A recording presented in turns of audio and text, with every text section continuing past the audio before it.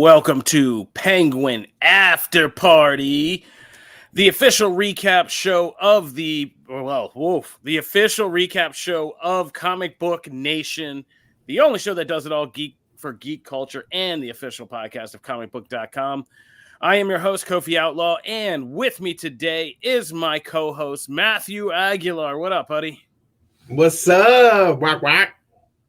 Oh, whack, whack, whack. Yeah, whack, whack. This is going to be a theme on this show. We are here talking about The Penguin, the new TV series spinoff of The Batman, starring Colin Farrell and a whole cast of people that I'm sure you're going to know a whole lot more about as we go through this whole entire series of recaps.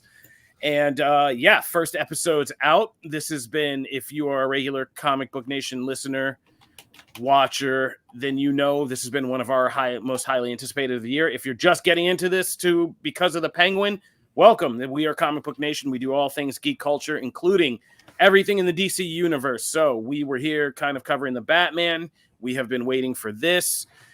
It's a big day. So here we are with the initial pilot episode as we are live recording this right after the episode first aired on HBO and went live on Max.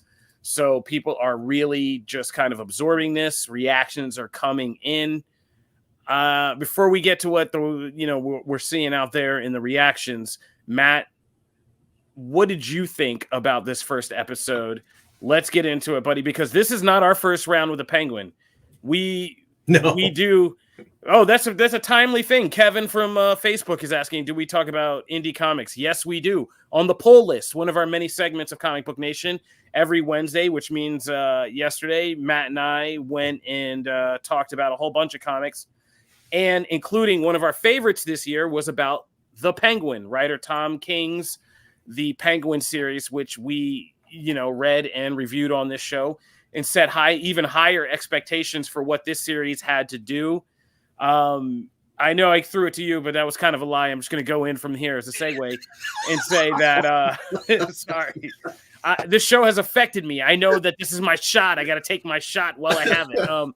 No, but it's a good segue to say that, for me, just seeing this first episode, this show is going to be right on par with that comic series we talked about and even surpass it. And I think, I don't want to get too ahead of myself, but this feels, at least in this first episode, very much like back in that HBO Sopranos, Boardwalk Empire type of thing. So much so that I'm not even let's get the big thing out of the way. I don't care that there's not Batman in this. We're not going to be a show that cares. Oh, no. Okay. No. Yeah. If you're looking for that show that cares that there's no Batman in it, don't come here because we don't care. We don't care. We really don't care that there's no Batman in this, if there isn't at all. So, I'm more in that camp. Thank you, Sess Entertainment Talks on YouTube. Yes, I'm in this whole vein of, I grew up I was there watching The Sopranos, watching Boardwalk Empire. This is giving me more of those vibes. And I think that this show just made it clear from the opening sequence, what it's going to be and what it's not going to be. So, let's just get that out of the way here. We are not a Batman isn't there. We don't care show. That's the kind of show we're going to be through this whole recap. We don't need it. It'd be nice if there is a Batman appearance somewhere in here, but we don't need it. But if we and we've made that very clear. So, yeah, Fish Mooney. It doesn't have Fish Mooney. I mean, stay tuned and see. I mean, there are a lot of gangsters in here, so you don't know. But this first episode is a whole ass episode, though. It really is. There's a whole arc to it. There's a whole. I love that it kind of hits the ground running.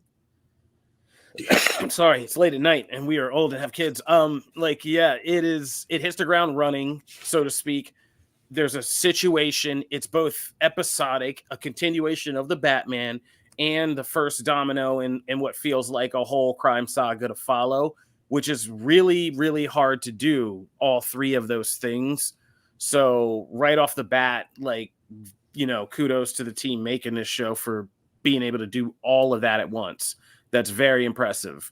But it also kind of I'm digging in this first episode the confidence that it shows, because there is a lot of this episode is just conversations, people going around, dealing with the new status quo. It's Colin Farrell's Oz, Kristen Moriarty's, Sophia, everybody in between, Clancy Brown, Sal, Maroney. Like, it's a lot of conversation scenes, but it just shows like this cast is there. This cast is going to eat this up and really kind of deliver. We already get like several just standouts in this episode. I mean, Farrell in longer form is a big question mark. If you go back and watch the Batman, he doesn't have that much screen time. He's like a Beetlejuice in that movie. It's like 17 minutes and out, right?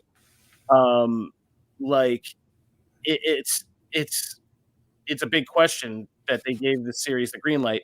But this, for me, this pilot episode definitely makes it feel like Farrell's on point.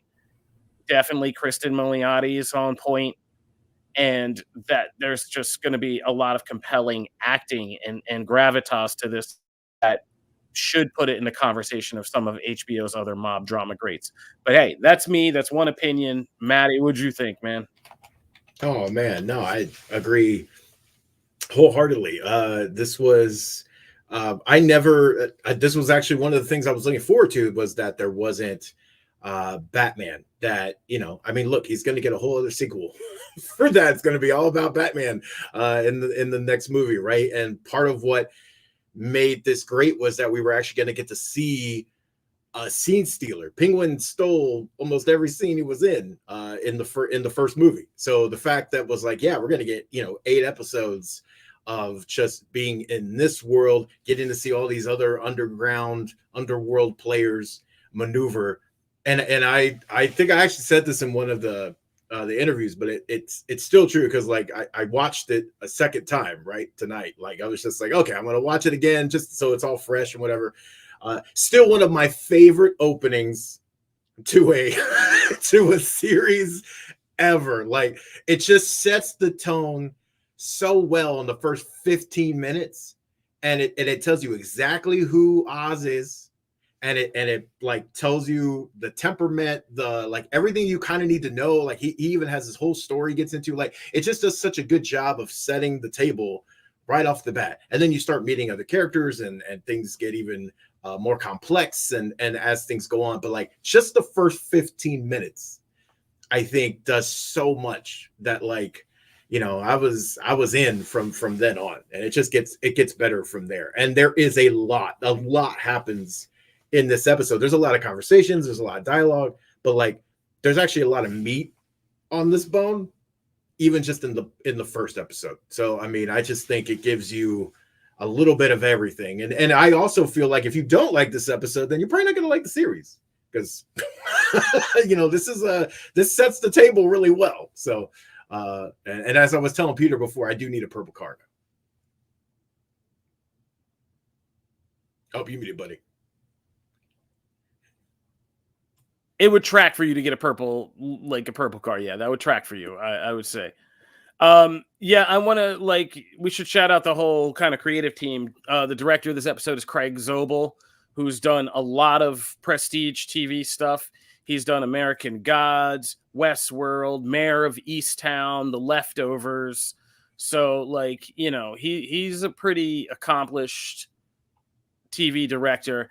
And this episode was written by Lauren LaFranc, who is also the showrunner and kind of, one of the head writers and showrunners and the showrunner of this show. So, this is pretty good talent that we're looking at making this. And I definitely think it lives up to like prestige TV format, which is a debate. I don't want to get too inside baseball, because I know we're doing a new segment here. There's new, viewers. Hey, shout out to all our new viewers, our listeners on the audio front.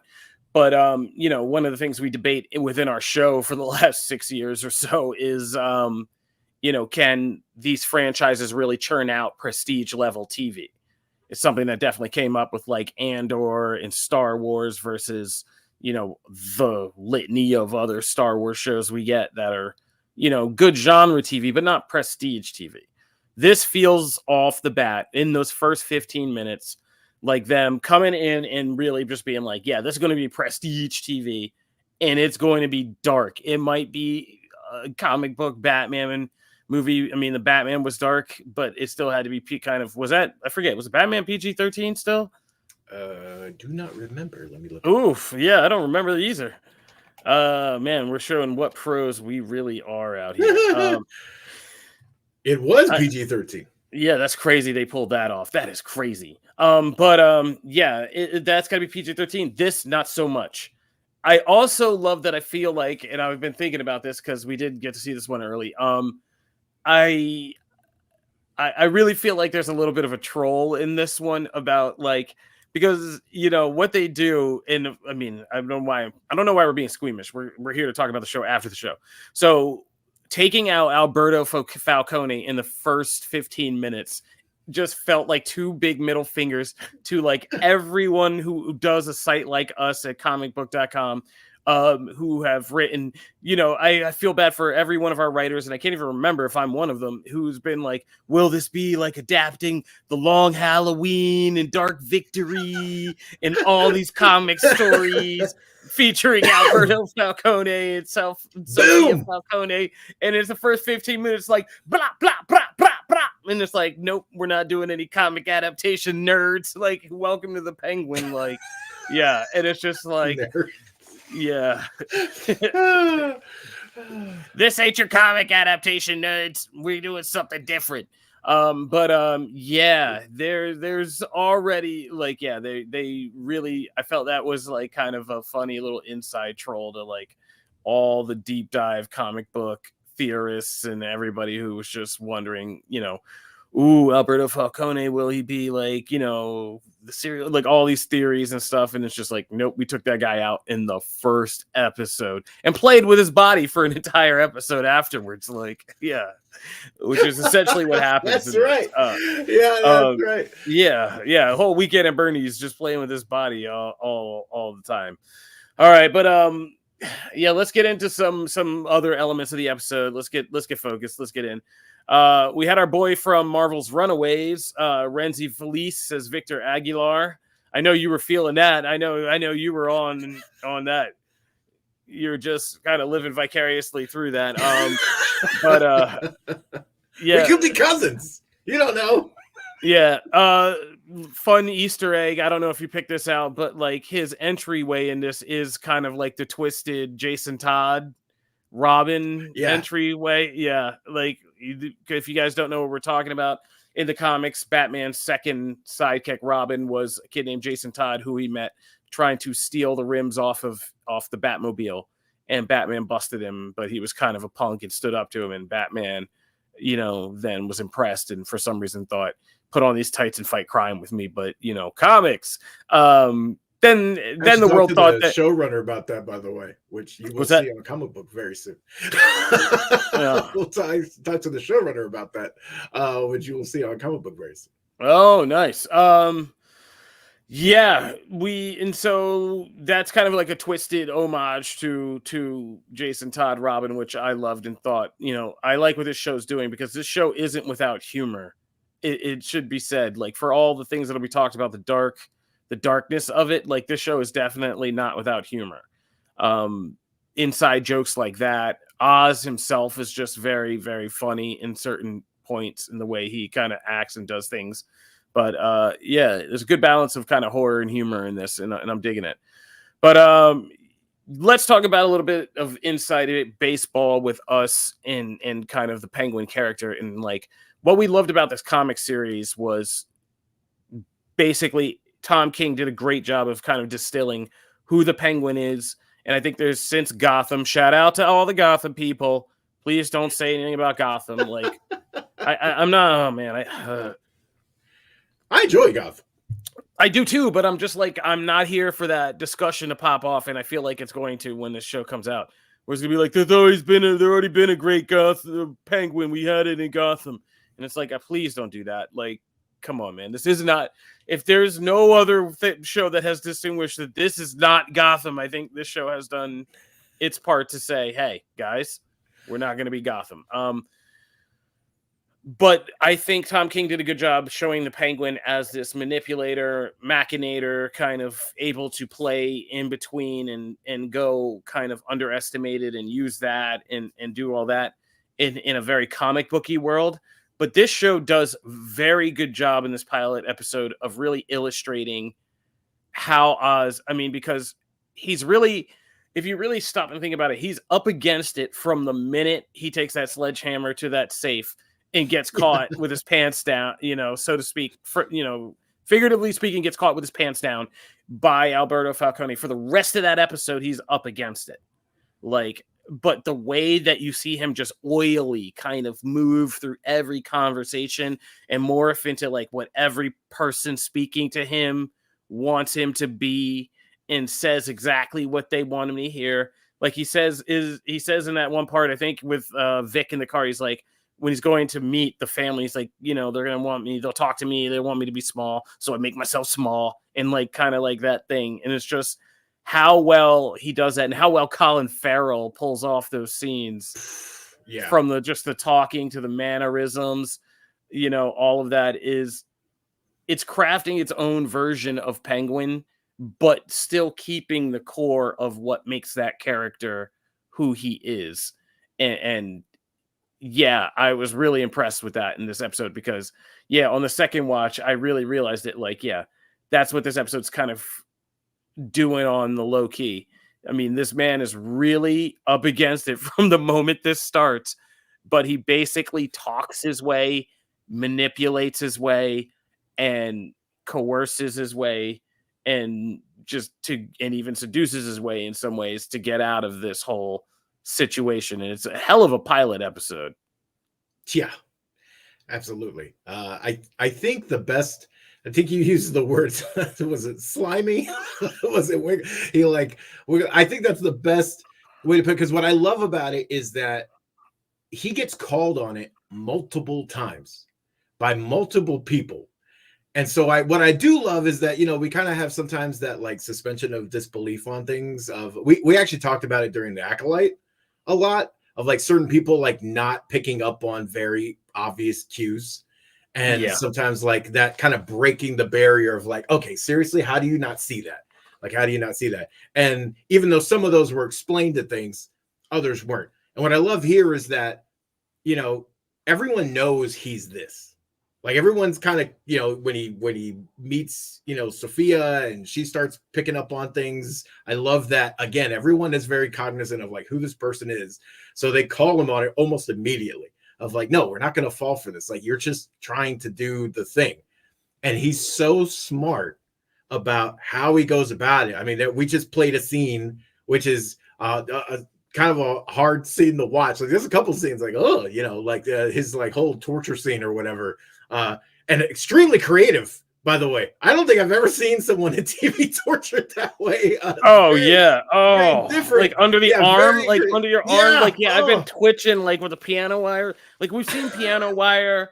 We've seen like the what is it, like the cartel necktie and all that kind of stuff. But like, I've never seen under your arm as a torture method is like, that's some sick research you all did. Like, you're like, like this creative team, like, who did you talk to, and like why, and what do they tell you? You guys talked to some like real sociopaths that were like, oh yeah, you want a guy to talk, you put some piano wire under his armpit. Like, that's a very specific kind of detail to have, right?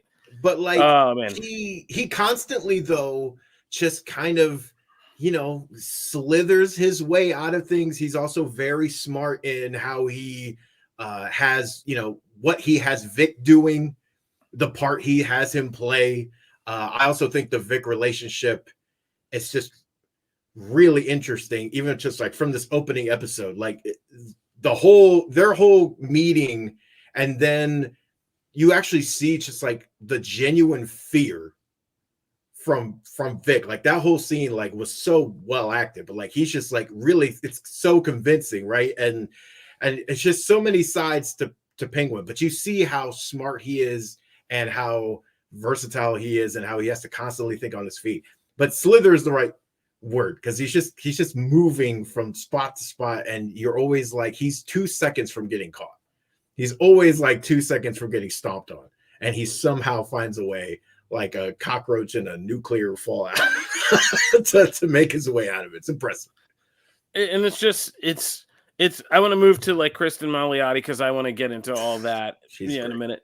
Because I feel like this episode, I feel like already I'm even looking at Twitter, like the buzz is already building. Like, I think we're gonna because I was talking to our buddy Turn Up Charlie Ridgely. Shout out to Turn Up Charlie. He's one of our TV experts at Comic Book, and I'm already like, yeah, I know the Emmys just aired, so this is like as bad of a spot you can be in, like immediately following, but I feel like I'm getting from this already what I got when I watched that first episode of Shogun. Like, all right, like I'm already like, okay, so there's some Emmys on the table for like Farrell, for Milioti, for I just wrote up about this whole cast. I don't know how I'm blanking on this, but the lady who plays the mom, definitely Oh my God. her, like, yeah. I mean, talking about Sopranos and talking about Olivia Soprano, like Tony Soprano's mom was like one of the classic TV antagonists of like the early 2000s. And just that whole deep dive into motherhood and all of that and toxic motherhood was just like, this lady is right up there with it, if not like like the things that I knew we were in a different show when we got to the sequence about her.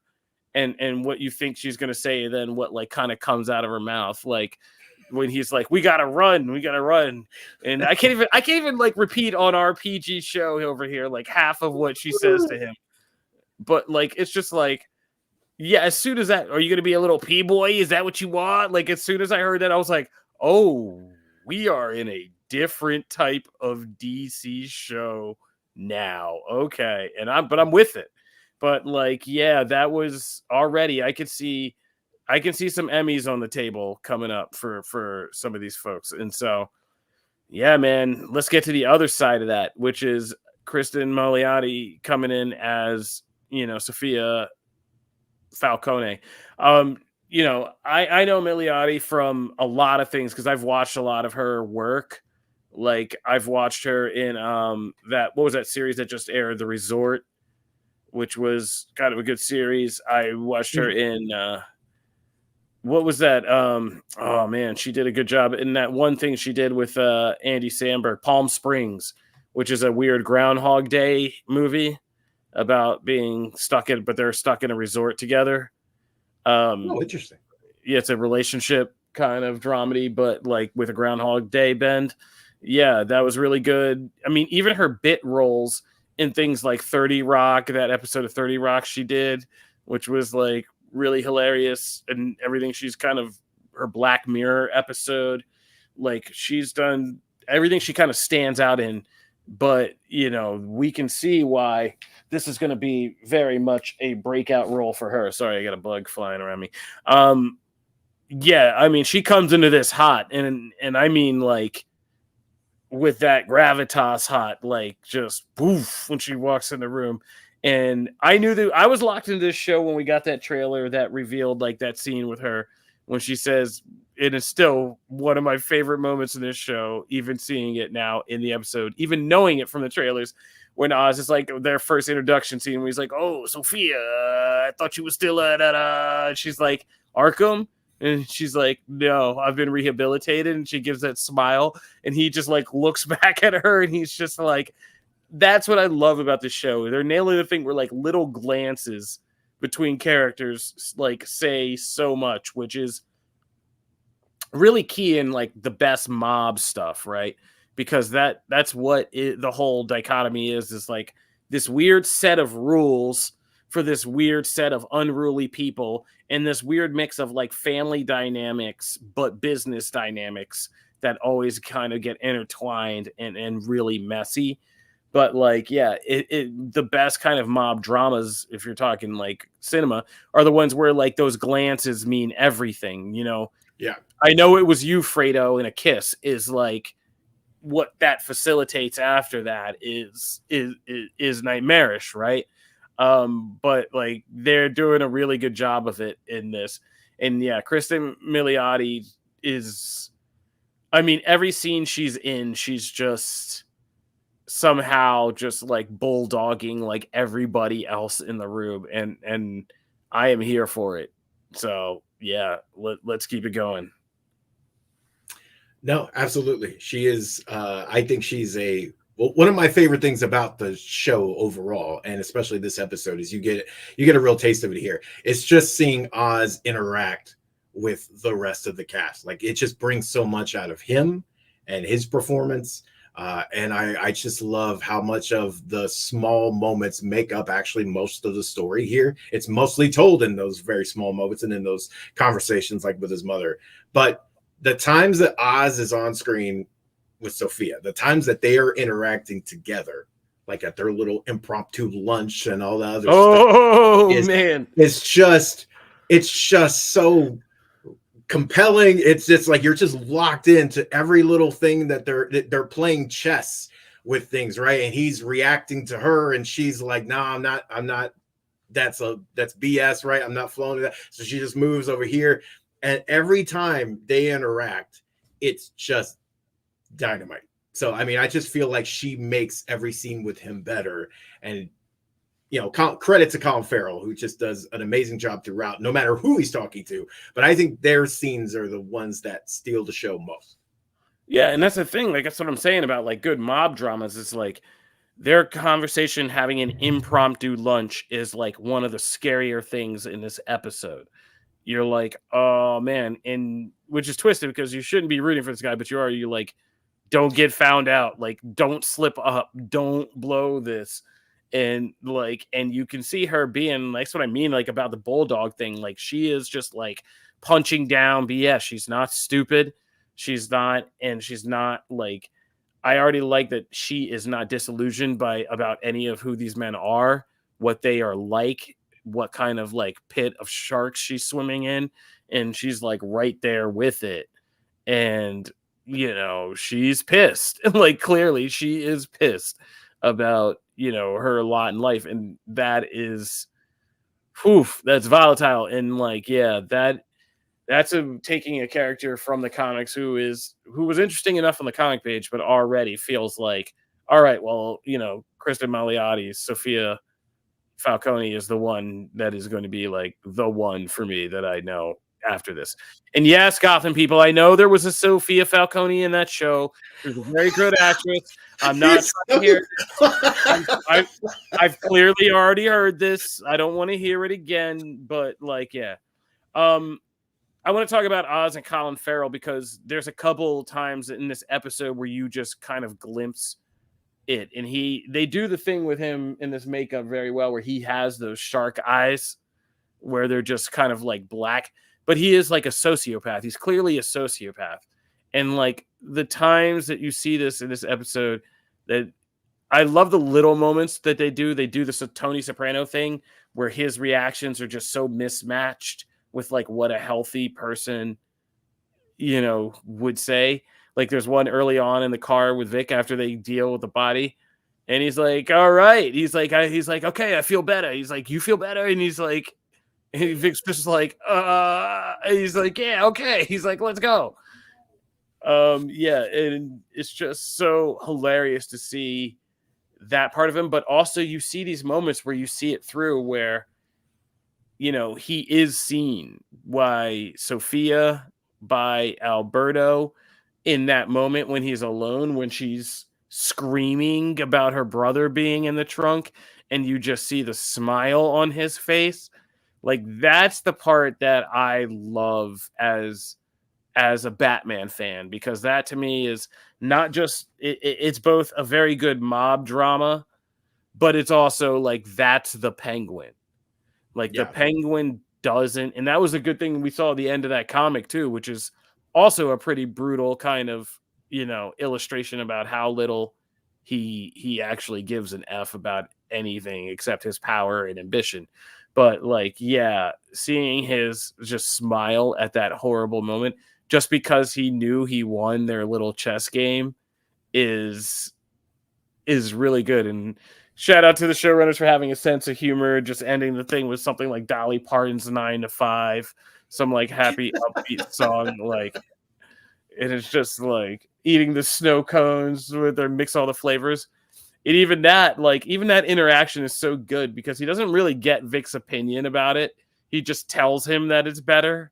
He's just like, yeah, no, it's better. And then they just keep going, and it's just like,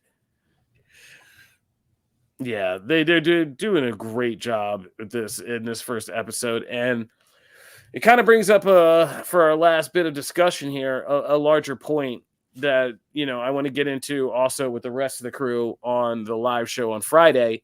But on the live show, we've made some pretty hard stances for DC, trying to give DC some credit what they do with their universe, and we usually end up taking massive L's. But one thing that I think we did get right was we kind of put out the argument when Peacemaker came out that DC was doing a much better job of integrating, TV shows and movies and using that TV format to expand upon things from movies in the right way. Whereas we felt like the MCU shows were just kind of like throwing stuff at the wall, not as locked in. The synchronicity really wasn't there as much. Everybody can hold up the WandaVision to Doctor Strange 2 jump, which is ironically this week becoming the back to Agatha jump. So we'll be talking about that on the live show on Friday. Don't worry about that. So we'll be doing a Penguin versus Agatha on Friday. But yeah, this show feels like it already feels like I've gotten into the world of the Batman that is consistent with the world that I remember, but different because it's now following Penguin. I mean, they even did that with the title where it's like their music is very much in line, but it's Michael Giacchino's son instead of Michael Giacchino. And everything is centered around the Penguin instead of obviously Batman. But it feels like the world of the Batman that we got into. Oz feels like the Oz from the Batman that we met. But we're beginning to get a much bigger picture of things that it made me even want to go back and watch the Batman because that are so, I even feel like I understand much better now, and even enhances that movie because, you heard a lot of noise. The Batman's so dense that you heard things like the Maroni drug bust and this, that, and the other. And you're like, and who Carmine Falcone was and how he was both being into, an informant, but also how he had controlled the city through like blackmail and like drug trade and all that stuff, how Oz was connected to it, how Oz was connected to Maroni and used the Iceberg Lounge to get all the information out of him about like the bust and all that. Like when you go back and watch it now, the Batman, you're like all of that stuff that was like literally in the background of the story to you before, because you're like Riddler, Batman, Riddler. Yeah. All that stuff now sticks out and you're like, oh wow, like yeah, this was really pivotal stuff. And this is kind of part of what the Riddler was actually taking apart, was all that stuff that the mob had kind of put in place. And so like, yeah, already I feel like I'm now getting that side of the movie that I didn't even necessarily care about fleshed out and become very interesting to me now. So that's what Peacemaker did for the Suicide Squad. And yeah, right now I'm kind of feeling like DC understands the assignment a little bit better about how to take and at least pick projects that are going to do this the right way, centered on characters that can actually sustain a TV series. Right. I didn't even love Peacemaker like a lot of people did. But I still really enjoyed some of the things that like it expanded upon and brought to. I will say that for me, like one of my biggest takeaways was actually that, but it's the other way is that it did make me want to go back and watch the Batman because it is kind of retroactively filling in some gaps for me and making that world richer. But it's also, I look at this and go, man, this makes me even more hyped for the Batman 2 because this is a perfect on-ramp to that. It's like for people who watch the Batman or people who didn't even watch the Batman, like you could watch this, I think, and as long as it sticks to landing, right, and things as it goes up, like this will be the perfect entryway into the next movie because you will understand the foundational elements to the city And that is so much a part of Batman, just in general, even in the comics and whatever. Gotham and the underworld and everything that kind of surrounds him is such a pivotal part that if you get that, the Batman part's easy. Because everyone gets Batman, you know what I mean? Like that part's not hard to glom onto.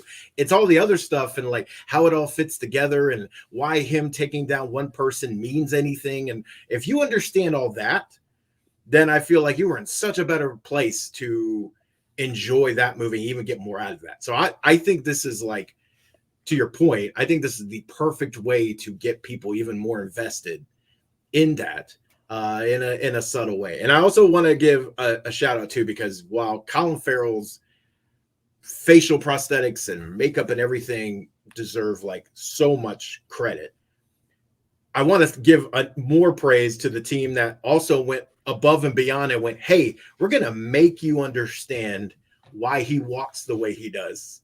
We're going to put so much effort into you want to turn this into a foot show? Let's go. His club foot. That scene immediately, like it all clicks. Can I tell you something funny? Like, oh my God. It's so good. So well done. Can I tell you something funny? Yeah. So you know that we get screeners, right? But most of the time I'm doing screeners, I'm also working. I didn't see that shot the first time. I did not see that shot the first time. I saw that shot tonight in real time when I was rewatching it, and I was like, "Wait, what? Oh my God!" And I was like freaked out because I had no idea that was I had no idea that was part of this. I was like, "Yeah, but that really does gnarly." Yeah, it is really gnarly and gruesome, and yeah, the makeup work to do that like is pretty gnarly. But yeah, it makes you understand like what he's really literally like up against and just walking through the world and why he has the gait that he does and the limp.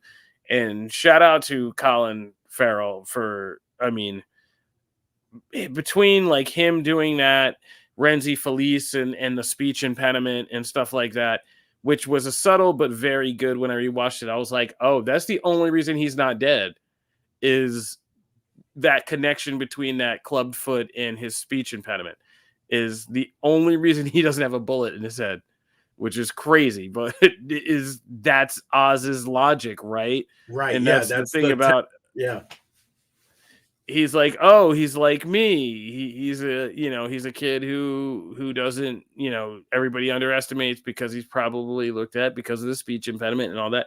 And he's like, oh, and he sees some kind of kinship in him, which, I don't know if that's good for anybody, but, we'll see. But it's also the same thing, the logic with his mom in that, like in the way he goes home and is like a good mom's boy. I love that he has a Volvo in the train station, because mainly that was like my kind of scheme. That's my kind of thing. And I like that he just goes into like the suburbs and he has like a boring suburban car, but a Volvo with crazy rims. The second time I looked at it, I love that and this is why I know this show is cooking on a prestige level.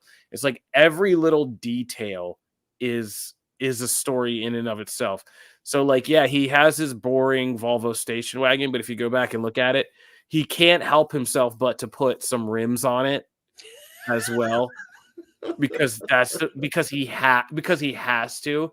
And I think that's a new element that this kind of version of the Penguin is already kind of making apparent, is his desire to show everybody like who he is and that he's better and that he is like, that he is on this like some other level than he is.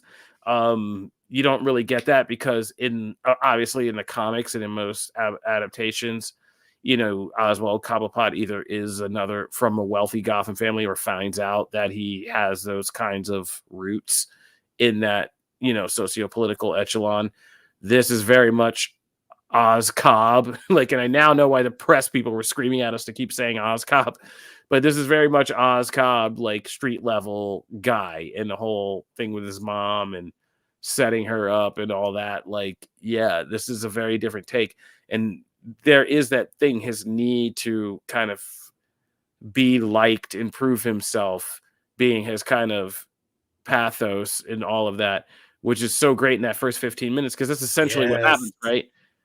he reveals himself by accident to Alberto Falcone. He doesn't think he's going to be smart enough to spot it, and he does, and he realizes like your whole thing is just to be loved, is just to be liked, and it's never going to happen because you're like because you're a freak in pretty much every sense of the word, and like yeah, that makes him flip out. It just And then he the laugh after. No, I was about to say, yeah, the moments after, and that's Colin Farrell, and that's why you need the Emmy considerations, because it's that, and that's the kind of stuff that freaks me out, man. Like, and that's the kind of stuff they did it in The Wire. It's when Ziggy kills somebody in The Wire. It's like that's why I was like, I'm never gonna be a murderer, because like it is that quiet few seconds afterwards where everything, and they did that so well in this, where everything sinks into his head, where he's laughing, and you could just think, you could see the thoughts going in his head. He's just like, yeah, well, he's like, who's a loser now, asshole? Like, because the guy's dead, and he's just laughing at him, and he's like, oh, that's so funny. And then he stops, and he's like, oh, and he's like, wait, and you can see the gears turning in his head. Like, yeah, this is Alberto Falcone. Then he realizes, like, oh, I killed the. yeah, I killed the Don. And I think it's gonna go down as one of the all-time great first title card drops in a TV show ever. Like him just being like, oh, and then just like, I mean, they pulled it from, shout out to Spider-Man Homecoming. We know you did that too, but like at the end of that movie, but like, yeah, that was just such a great introduction, because like I said, as soon as that title card hits, like he's up against it right after. From that moment on, he's just up against it. And so, yeah, that whole, I knew we were locked in when I saw Colin Farrell. That's like a Mariah Carey hitting like some crazy run of notes and just being like, oh yeah, I got this song. That's like Colin Farrell doing acting run and just being like, yeah, I got this. And you're like, okay, well, I'm locked in. And you don't even know it's him. It's just, he really is just gone in that makeup and prosthetics, man. So yeah, that was, man. I'm gonna replay that first 15 minutes like a pretty disturbing amount. It might be your new Joker. You might not. By the way, Matt, can we talk? Because I know we're gonna get out of here soon, but can we talk about how proud I am of you? If you guys are listening to this and you don't know, this man has a very volatile relationship with the Joker movie, but I feel like now, after Penguin, you're getting into a kind of, you've opened up a little. We're getting you into a place where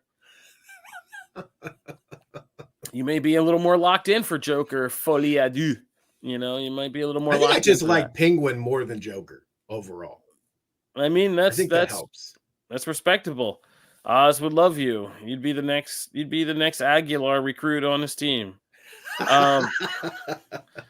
Only criticism of this, it started after the Batman, and I miss the twins. Where are the twins? I hope we see the twins. Because I was rewatching the Batman, the twins were such a great running gag in that movie, and I hope we see them. But other than that, yeah, what would you let's give this letter grades real quick for the people, just so they know where we stand. Where would you give this? Letter grade? I'm going to I'm going to go with a solid A. I'm going to go with a solid A. There's a whole story. I might do A+. Yeah, there's no notes really from me. I mean, I can find stuff, but it's like I got to nitpick, and I got to dig, for stuff. And if I got to look for it that hard, I'm good. I'll just give it up, because that's a hell of a start, man. That's a fantastic opening episode. Yeah, and I think it'll be a sign of confidence if you can go to the Emmys and they, if you don't know your Emmys voting, you got to submit an episode and you just toss this one out and you're like, yeah, here's our first one. Boom, right off the gate. Like that's what we're going with. Yeah. Because, that'd be a compelling case for a lot of people in that episode to get Emmys and to just really put Penguin on the map as an Emmy contender. So we'll see where it goes. But Batman universe is back, baby. We are so back. It's been a long wait since we looked at this, and it's feeling like it'll be the ish. So I mean, HBO smart to look at this series and get it on to air on HBO. as well as instead of just streaming on Max. I feel like this is already going to be Sunday appointment viewing for me. It'll be interesting to see what the catch on is because, I mean, I'm sure there's going to be a lot of stigma that people think it's like a comic book show or a Batman show. It's going to take a minute for word of mouth. But if the rest of the show is like this first episode, every episode is going to give us plenty to talk about, plenty to trend, and there are going to be plenty of memes and GIFs that come out of this. That shooting thing with Alberto Falcone alone is going to be, I can already think of 1,000 hilarious memes to make with that. Yeah, it's going to catch. Yeah, absolutely. Yeah. Like McDonald's telling me they're taking away the ribeye again.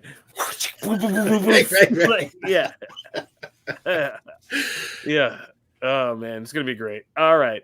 So, I mean, we are Comic Book Nation, and we told you so on this one. We knew this was going to be one of our most highly, I think we all had this pretty much. Go back and listen to early this year in season 6, our, hype rankings for the year, like our most anticipated rankings, because I'm pretty sure we all had this in our rankings somewhere as like one of the things we were all kind of really looking forward to. And as of this pilot episode or first episode, I'm sorry, I had the name. It's called After Hours. What a sick name, because this is essentially, I just thought about this. I'm from the city of Philadelphia, okay? And I feel like everybody from my city or the surrounding area of Pennsylvania, I feel like it's like a rite of passage. Like, you don't get to be an adult age without having spent one night of your life between the hours of like 2 a.m. and 6 a.m. having to clean something out of the back of a car, something, really messy. Now, that mess could have gotten there for any number of reasons we will not get into, kids, but you've spent those hours of the night cleaning up something out of the back of a car if you're from where I'm from.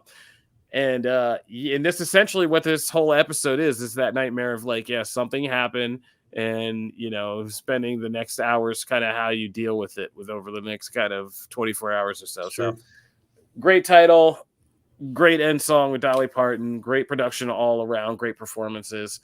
DC's out here cooking with fire. I like that James Gunn gets to step in and take credit for this. Like, it was all part of the plan.